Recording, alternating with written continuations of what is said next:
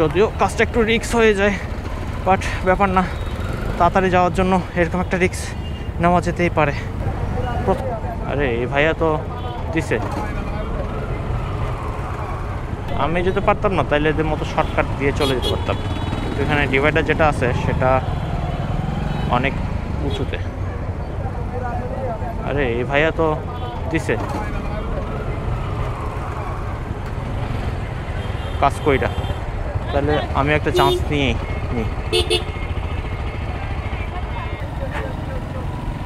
যদিও কাজটা একটু রিস্ক হয়ে যায়, বাট ব্যাপার না, তাড়াতাড়ি যাওয়ার জন্য এরকম একটা রিস্ক নেওয়া যেতেই পারে। প্রথমবারের মতো এভাবেই যাচ্ছিলাম আর কি।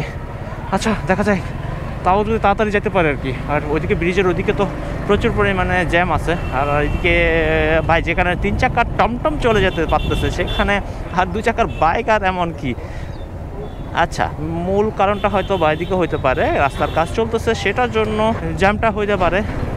এই যে টোল প্লাজা এই দিক দিয়ে হচ্ছে আসতে হইতো, কিন্তু শর্টকাট দেওয়াতে এদিকে আসতে হলো আর কি। চট্টগ্রাম মেট্রো 226410, এই ভাইটাকে ধন্যবাদ। এই ভাইটা আসলে আমাকে চুরি শিখাইছে, চুরি মানে কীভাবে শর্টকাট দিয়ে হচ্ছে চুরি করে আসতে হয়, সেটা হচ্ছে এই ভাইটা আমাদের শিখাইছে, ডিসকভার ভাইটা। যদিও আমি সেগুলো জানতাম না, সেই ভাইটা আমাকে শিখানোর পরেই কিন্তু আমি সেই শর্টকাটটা ধরছিলাম। অ্যান্ড হচ্ছে চট্টগ্রাম দক্ষিণ সড়ক বিভাগ স্বাগতম।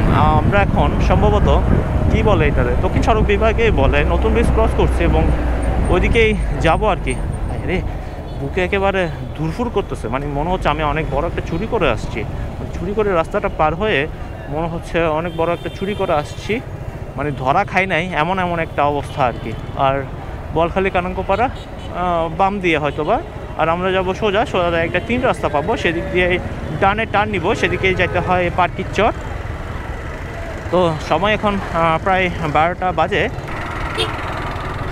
যাই হোক, কোনো রকমে ক্রস করলাম, এটাই হচ্ছে মূল সান্ত্বনা। হ্যাঁ রে, আমার বুকের ব্যথাটা এখনও কমে না, মানে কী যে একটা ভয় পাইলাম রে। আর সামনে যাই হচ্ছে আমরা ডানে টার্ন নিব।